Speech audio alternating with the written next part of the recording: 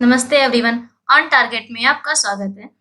BCC course की video series के इस वीडियो में हम आज से नया चैप्टर पढ़ने जा रहे हैं जिसे हम एक्सेल के नाम से जानते हैं। सबसे पहले आपको ये जानना जरूरी है कि एक्सेल एक्चुअली स्प्रेडशीट का एक एप्लीकेशन है एंड एमएस ऑफिस का एक पार्ट है। एक्सेल एंड स्प्रेडशीट दो अलग अलग चीजें हैं। ओके, बस इतना फर्क है कि हम एक्सेल एंड स्प्रेडशीट के नाम से ये जरूर जान सकते हैं एक्चुअली हम वर्क क्या करने वाले हैं। चलिए, इससे पहले की वीडियोस में हमने completely according to yours course हमने एमएस वर्ड के बारे में सीखा है। एमएस वर्ड की वीडियोस के लिए आपको डिस्क्रिप्शन में लिंक दिया गया है। इसके अलावा आपको वर्ड की शॉर्ट की प्रोवाइड की जा चुकी है हमारे ब्लॉग पर। लिंक डिस्क्रिप्शन में आपको मिल जाएगा, आप वहां से जाकर के देख सकते हैं। हमारे अदर्स कॉन्टेक्ट एंड लिंक भी डिस्क्रिप्शन में है। हमसे जुड़े रहने के लिए आपको हमें फॉलो करना है, प्लीज फॉलो करें और हमारे यूट्यूब चैनल को सब्सक्राइब करें। वीडियो लास्ट तक जरूर देखें। वीडियो पसंद आए तो वीडियो को लाइक जरूर करें, दूसरे लोगों से शेयर भी करें। चलिए स्टार्ट करते हैं। आज से हम स्टार्ट करेंगे कुछ बेसिक पॉइंट्स के बारे में, बाकी हम डिटेल्स नेक्स्ट वीडियो से पढ़ेंगे। चलिए शुरू करते हैं। बेसिक्स में सबसे पहले हम देखते हैं एक्सेल को ओपन कैसे किया जाता है। ओपन करना एक्सेल को हमारे पास तीन ऑप्शन है। तीनों ऑप्शन, पहला ऑप्शन है, एक एक करके हम सभी सीखेंगे। सबसे पहला हमारे पास कि हम स्टार्ट बटन पर क्लिक करेंगे। क्लिक करते ही हमें कुछ ऐसा दिखेगा। यहाँ पर आपको एक स्क्रॉल बार दिखेगा। आप डबल क्लिक करके इसे होल्ड कर सकते हैं और इसे स्क्रॉल करते हुए एक्सेल को सर्च कर सकते हैं। ये रहा आपका एक्सेल। इस पर डबल क्लिक करते ही आपको एक्सेल मिल जाएगा। इस तरह से आप एक्सेल ओपन कर सकते हैं। फिर आपके पास एक दूसरा तरीका है। यहाँ से हमने इसे क्लोज किया। क्लोज करने की आपके पास एक शॉर्ट की है, शॉर्ट की जिसे हम कहते हैं Alt F4। आपको Alt एंड F4 एक साथ प्रेस करना है। ऐसा करने से आपका जो भी विंडो ओपन होगा, जो भी एप्लीकेशन ओपन होगा, वो क्लोज हो जाएगा। ओके, चलिए अब दूसरा तरीका देखते हैं। दूसरा तरीका आपके पास है, यहाँ पर आप सर्च कर सकते हैं। लिखा हुआ है टाइप हियर टू सर्च। अगर आप यहाँ पर लिखते हैं EXCEL, इस तरह से आप सर्च कर सकते हैं। यहाँ पर आपको एक्सेल मिलेगा। फिर से आपको डबल क्लिक करना है और डबल क्लिक करते ही ओपन हो जाएगा। एक और बात कि अगर आप विंडोज 7 इस्तेमाल कर रहे हैं तो आपको थोड़ा सा लुकअप चेंज मिल सकता है। ये बात मैं आपको पहले भी बता चुकी हूँ, फिर से बता रही हूँ कि आप ये देखकर कंफ्यूज मत होइएगा कि यहाँ पर दिखने में अलग क्यों लग रहा है। ओके, यहाँ पर विंडोज 10 में हमारे पास एक ये फीचर है कि हम रिसेंटली जिस किसी भी एप्लीकेशन का इस्तेमाल करते हैं वो हमें यहाँ पर मिल जाता है, जैसे कि वर्ड, गूगल क्रोम एक्सेट्रा। हमने जो कुछ भी इस्तेमाल किया है वो सब हमें मिल जा रहा है। तो आप अपने अगर आपको ऐसा कुछ नहीं मिलता है तो आपको उससे कोई मतलब नहीं है। सिर्फ आपको यहाँ पर डायरेक्टली सर्च करना है आप जो एप्लीकेशन ओपन करना चाहते हैं। ओके, फिर अब हम बात करेंगे तीसरे ऑप्शन की। तीसरा ऑप्शन है हमारे पास, हमारे कीबोर्ड से विंडो की के साथ में हमें R प्रेस करना है और हमें यहाँ पर हमारा रन बार मिल जाएगा। हमें यहाँ पर लिखना है EXCEL एक्सेल एंड एंटर कर देना है या ओके कर देना है और हमारा एक्सेल ओपन हो जाएगा। इस तरह से हम हमारे एक्सेल को ओपन कर सकते हैं। यहाँ पर आपको तीन ऑप्शंस मिलेंगे, एक होम, दूसरा न्यू, तीसरा ओपन। जब आप विंडोज 7 में ओपन करते हैं तो आपको डायरेक्टली आपके एक्सेल की विंडो मिलेगी। जब आप विंडोज 10 में ओपन करते हैं तो आपको सबसे पहले ये विंडो मिलेगी जहाँ पर आपके पास कुछ रिसेंटली ओपन फाइल को ओपन करने के ऑप्शंस होंगे, या फिर आपको सेव्ड फाइल को ओपन करने के ऑप्शंस मिलेंगे, या फिर न्यू को। जब हम न्यू पर क्लिक करते हैं तो यहाँ पर हमें कुछ दूसरे ऑप्शंस मिलते हैं। एक हमें यहाँ पर ब्लैंक वर्कबुक मिलती है हमारी। उसके अलावा हमारे पास ऑप्शंस होते हैं कि हम कुछ टेम्पलेट्स का इस्तेमाल कर सकते हैं। हमारे पास यहाँ पर टेम्पलेट्स आपकी अभी सर्चिंग पर है। यहाँ से आप टेम्पलेट्स का मीन्स कि आपके पास कुछ बने बनाए लेआउट्स होते हैं एक्चुअली, उनका भी आप इस्तेमाल कर सकते हैं। तो चलिए सबसे पहले हम एक ब्लैंक वर्कबुक से सीखना स्टार्ट करेंगे। नमस्ते एवरीवन, ऑन टारगेट में आपका स्वागत है। बीसीसी कोर्स की वीडियो सीरीज के इस वीडियो में हम आज से नया चैप्टर पढ़ने जा रहे हैं जिसे हम एक्सेल के नाम से जानते हैं। सबसे पहले आपको ये जानना जरूरी है कि एक्सेल एक्चुअली स्प्रेडशीट का एक एप्लीकेशन है एंड एमएस ऑफिस का एक पार्ट है। एक्सेल एंड स्प्रेडशीट दो अलग अलग चीज़ें हैं। ओके, बस इतना फर्क है कि हम एक्सेल एंड स्प्रेडशीट के नाम से ये जरूर जान सकते हैं एक्चुअली हम वर्क क्या करने वाले हैं। चलिए, इससे पहले की वीडियोज़ में हमने completely according to yours course हमने एमएस वर्ड के बारे में सीखा है। एमएस वर्ड की वीडियोस के लिए आपको डिस्क्रिप्शन में लिंक दिया गया है। इसके अलावा आपको वर्ड की शॉर्ट की प्रोवाइड की जा चुकी हैं हमारे ब्लॉग पर। लिंक डिस्क्रिप्शन में आपको मिल जाएगा, आप वहां से जाकर के देख सकते हैं। हमारे अदर्स कॉन्टैक्ट एंड लिंक भी डिस्क्रिप्शन में है। हमसे जुड़े रहने के लिए आपको हमें फॉलो करना है, प्लीज़ फॉलो करें और हमारे यूट्यूब चैनल को सब्सक्राइब करें। वीडियो लास्ट तक ज़रूर देखें। वीडियो पसंद आए तो वीडियो को लाइक ज़रूर करें, दूसरे लोगों से शेयर भी करें। चलिए स्टार्ट करते हैं। आज से हम स्टार्ट करेंगे कुछ बेसिक पॉइंट्स के बारे में, बाकी हम डिटेल्स नेक्स्ट वीडियो से पढ़ेंगे। चलिए शुरू करते हैं। बेसिक्स में सबसे पहले हम देखते हैं एक्सेल को ओपन कैसे किया जाता है। ओपन करना है एक्सेल को, हमारे पास 3 ऑप्शंस हैं। तीनों ऑप्शंस, पहला ऑप्शन है, एक एक करके हम सभी सीखेंगे। सबसे पहला हमारे पास कि हम स्टार्ट बटन पर क्लिक करेंगे। क्लिक करते ही हमें कुछ ऐसा दिखेगा। यहाँ पर आपको एक स्क्रॉल बार दिखेगा, आप डबल क्लिक करके इसे होल्ड कर सकते हैं और इसे स्क्रॉल करते हुए एक्सेल को सर्च कर सकते हैं। ये रहा आपका एक्सेल, इस पर डबल क्लिक करते ही आपको एक्सेल मिल जाएगा। इस तरह से आप एक्सेल ओपन कर सकते हैं। फिर आपके पास एक दूसरा तरीका है, यहाँ से हमने इसे क्लोज किया। क्लोज करने की आपके पास एक शॉर्ट की जिसे हम कहते हैं Alt F4। आपको Alt एंड F4 एक साथ प्रेस करना है। ऐसा करने से आपका जो भी विंडो ओपन होगा, जो भी एप्लीकेशन ओपन होगा, वो क्लोज हो जाएगा। ओके, चलिए अब दूसरा तरीका देखते हैं। दूसरा तरीका आपके पास है, यहाँ पर आप सर्च कर सकते हैं। लिखा हुआ है टाइप हियर टू सर्च। अगर आप यहाँ पर लिखते हैं EXCEL, इस तरह से आप सर्च कर सकते हैं। यहाँ पर आपको एक्सेल मिलेगा। फिर से आपको डबल क्लिक करना है और डबल क्लिक करते ही ओपन हो जाएगा। एक और बात कि अगर आप विंडोज 7 इस्तेमाल कर रहे हैं तो आपको थोड़ा सा लुकअप चेंज मिल सकता है। ये बात मैं आपको पहले भी बता चुकी हूँ, फिर से बता रही हूँ कि आप ये देखकर कंफ्यूज मत होइएगा कि यहाँ पर दिखने में अलग क्यों लग रहा है। ओके, यहाँ पर विंडोज 10 में हमारे पास एक ये फीचर है कि हम रिसेंटली जिस किसी भी एप्लीकेशन का इस्तेमाल करते हैं वो हमें यहाँ पर मिल जाता है, जैसे कि वर्ड, गूगल क्रोम एक्सेट्रा। हमने जो कुछ भी इस्तेमाल किया वो सब हमें मिल जा रहा है। तो अब अपने अगर आपको ऐसा कुछ नहीं मिलता है तो आपको उससे कोई मतलब नहीं है, सिर्फ आपको यहाँ पर डायरेक्टली सर्च करना है आप जो एप्लीकेशन ओपन करना चाहते हैं। ओके, फिर अब हम बात करेंगे तीसरे ऑप्शन की। तीसरा ऑप्शन है हमारे पास, हमारे कीबोर्ड से विंडो की के साथ में हमें R प्रेस करना है और हमें यहाँ पर हमारा रन बार मिल जाएगा। हमें यहाँ पर लिखना है EXCEL एक्सेल एंड एंटर कर देना है या ओके कर देना है और हमारा एक्सेल ओपन हो जाएगा। इस तरह से हम हमारे एक्सेल को ओपन कर सकते हैं। यहाँ पर आपको 3 ऑप्शंस मिलेंगे, एक होम, दूसरा न्यू, तीसरा ओपन। जब आप विंडोज 7 में ओपन करते हैं तो आपको डायरेक्टली आपके एक्सेल की विंडो मिलेगी। जब आप विंडोज 10 में ओपन करते हैं तो आपको सबसे पहले ये विंडो मिलेगी जहाँ पर आपके पास कुछ रिसेंटली ओपन फाइल को ओपन करने के ऑप्शंस होंगे, या फिर आपको सेव्ड फाइल को ओपन करने के ऑप्शंस मिलेंगे, या फिर न्यू को। जब हम न्यू पर क्लिक करते हैं तो यहाँ पर हमें कुछ दूसरे ऑप्शंस मिलते हैं। एक हमें यहाँ पर ब्लैंक वर्कबुक मिलती है हमारी। उसके अलावा हमारे पास ऑप्शंस होते हैं कि हम कुछ टेम्पलेट्स का इस्तेमाल कर सकते हैं। हमारे पास यहाँ पर टेम्पलेट्स आपकी अभी सर्चिंग पर है। यहाँ से आप टेम्पलेट्स का मीन्स कि आपके पास कुछ बने बनाए लेआउट्स होते हैं एक्चुअली, उनका भी आप इस्तेमाल कर सकते हैं। तो चलिए सबसे पहले हम एक ब्लैंक वर्कबुक से सीखना स्टार्ट। ये रहा आपका एक्सेल। चलिए अब स्टार्ट करते हैं। सबसे पहले हम देखेंगे कि हमें एक्सेल ओपन करने के बाद इस विंडो में जो कुछ भी दिखाई दे रहा है इस सबको हम कहते क्या हैं। जैसे कि ऊपर हमें यहाँ पर बुक 1 एक्सेल दिख रहा है। एक्सेल एप्लीकेशंस पर हमने कौन सा डॉक्यूमेंट खोल रखा है, बुक 1 जिसका नाम है। बुक 1 को हम चेंज कर सकते हैं, इसे हम अपना नाम दे सकते हैं। हम जो भी डॉक्यूमेंट बना रहे हैं उसका जो भी नाम सेव करेंगे हमें यहीं पर वो नाम दिखाई देगा। इसे हम कहते हैं टाइटल बार। फिर यहाँ पर हम इस पूरे एरिया को रिबन कहते हैं। इस रिबन में हमारे पास क्या क्या है, एक तो हमारे टैब के नाम है सारे, उसके अलावा हमारे जो टैब्स है वो हमारे ग्रुप्स का कलेक्शन होते हैं, और हमारा जो ग्रुप है वो हमें जो एडिटिंग या हमारे डेटा को एंटर करने के जो भी ऑप्शंस होते हैं उन सभी का कलेक्शंस होते हैं। तो हमारा जो होम है, जैसे कि होम में हमारे पास कौन कौन से ग्रुप्स हैं, clipboard, font, alignment, number, styles, cells, editing, ये सभी ग्रुप्स हैं। इन सभी के अंदर अलग अलग टाइप के ऑप्शंस हैं जिनसे हम अलग अलग ऑपरेशंस कर सकते हैं या फिर अपने टास्क को कंप्लीट करने में इन सभी की हम हेल्प लेते हैं। ओके, फिर यहाँ पर हमें जो दिख रहा है ये हमारा फॉर्मूला बार है। हम जिस किसी फॉर्मूले को लिखते हैं वो हमें यहाँ पर दिखाई देगा, या फिर हम जो कुछ भी ऑपरेशंस करते हैं एक्सेल में वो हमें यहाँ पर दिखाई देगा। हमारी जो ये ABC हमें दिखाई दे रही है, ये ABCD ये सब मीन्स हमारे जो अल्फ़ाबेट्स हैं ये हमारे क्या हैं, कॉलम्स हैं। एंड जो हमारी ये 1 2 3 नंबरिंग दिखाई दे रही है ये सब हमारे रो हैं। हमारी रो की काउंटिंग यहाँ से होती है।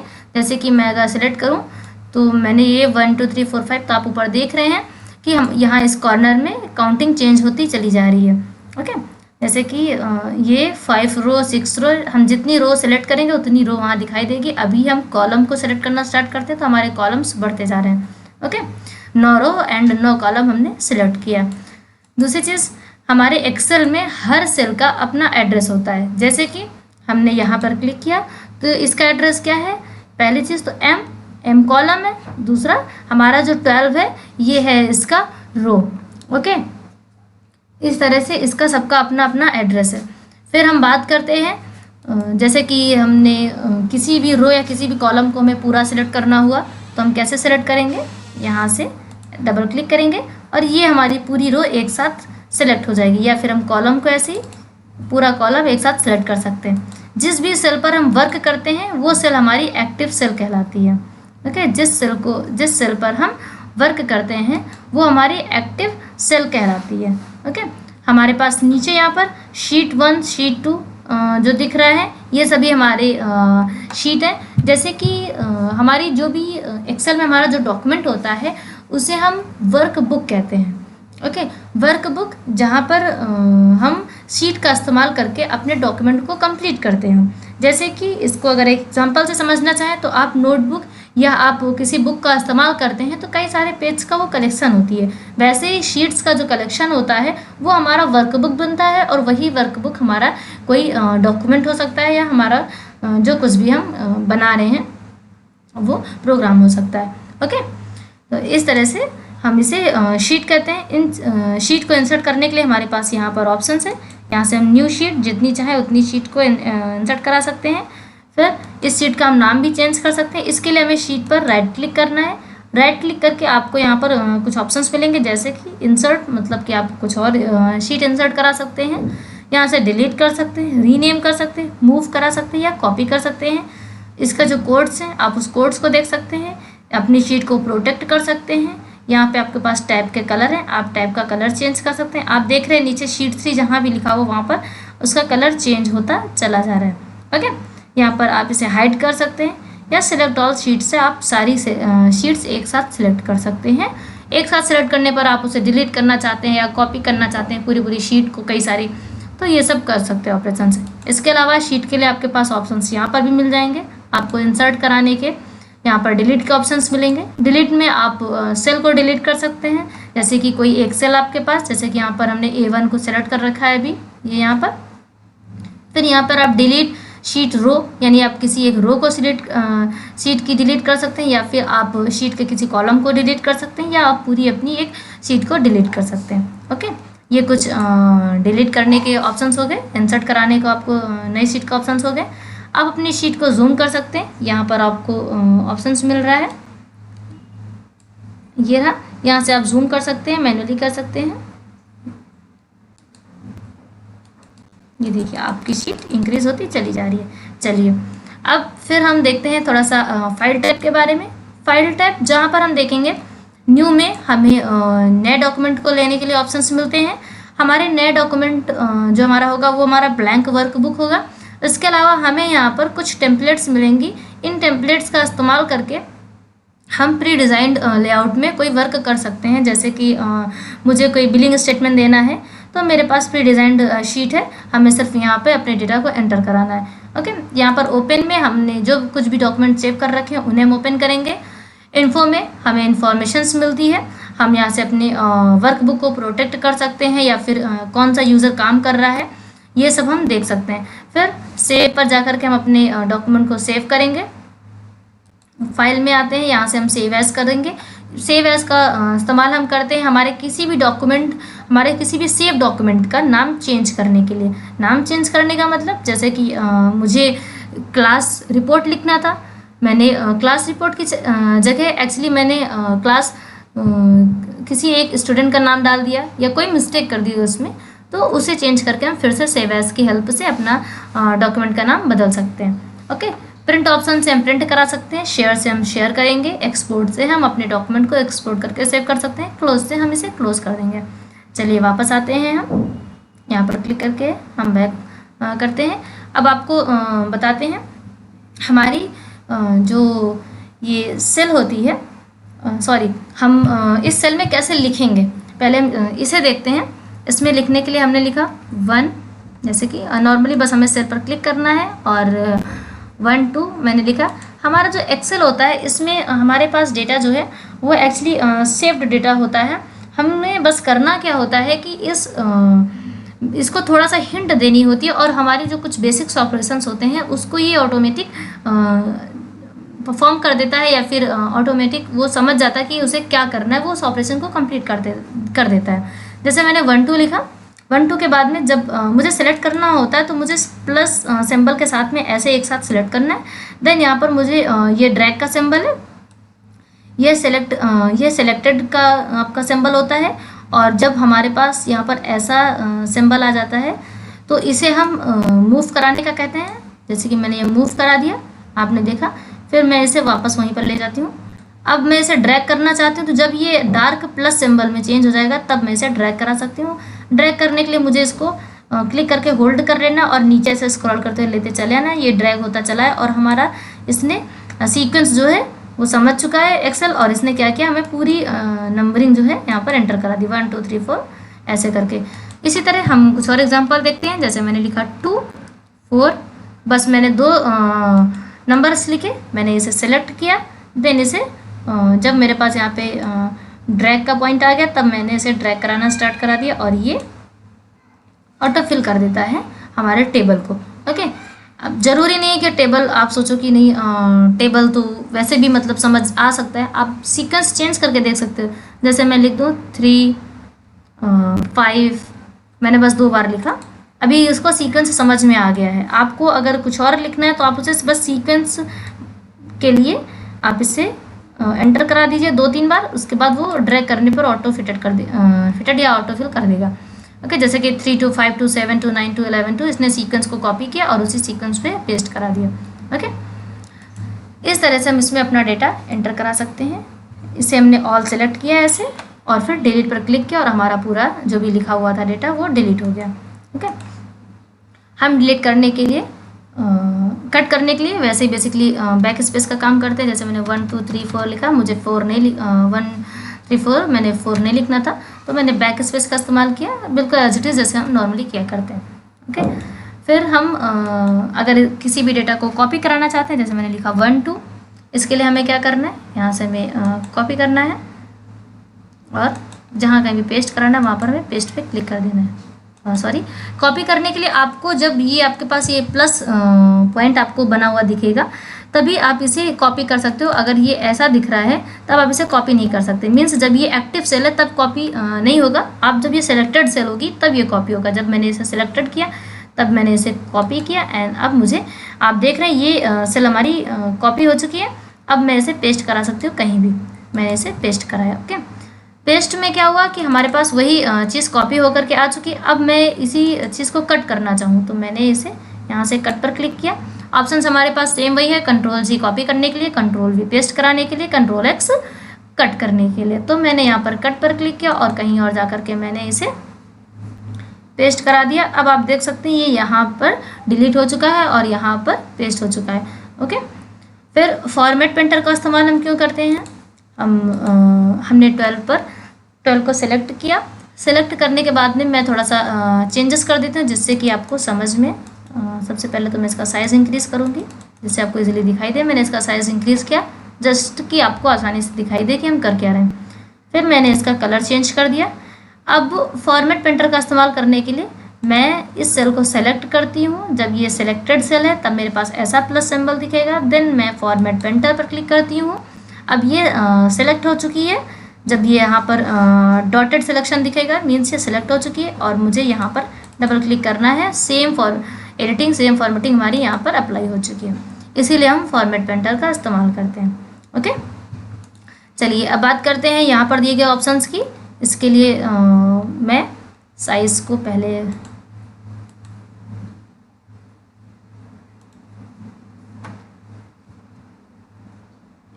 मैं इसके साइज़ को ठीक कर देती हूँ। ओके, अब मैं यहाँ पर लिख देती हूँ, जैसे मैंने लिख दिया ऑन टारगेट। दूसरे ऑप्शंस को समझने के लिए मैं थोड़ा सा लिख के दिखाती हूँ। यहाँ से आप फॉन्ट चेंज कर सकते हैं, आप किसी दूसरे फॉन्ट का इस्तेमाल कर सकते हैं। इसके लिए मुझे इस सेल को सिलेक्ट करना होगा। अभी ये सिलेक्टेड है, यहाँ से मैं एरियल ब्लैक का इस्तेमाल कर रही हूँ, तो आप देख रहे हैं ये एरियल ब्लैक हो चुका है। या फिर यहाँ से मैं किसी भी दूसरे फॉन्ट का इस्तेमाल कर सकती हूँ। मैं जिस भी फॉन्ट को सिलेक्ट करूँगी यहाँ पर वो चेंज होता चला जाएगा। ओके, फिर यहाँ से हम साइज इंक्रीज कर सकते हैं, मैनुअली कर सकते हैं। यहाँ पर हमारे पास फॉन्ट को चेंज करने के ऑप्शंस हैं, यहाँ से साइज इंक्रीज कर सकते हैं। शॉर्ट की के लिए हमें control shift and greater than का इस्तेमाल करना है जिससे साइज इंक्रीज होगा, और कंट्रोल शिफ्ट लेस देन का इस्तेमाल करना है जिससे साइज डिक्रीज होगा। ओके, इस तरह से हम इसका इस्तेमाल करेंगे।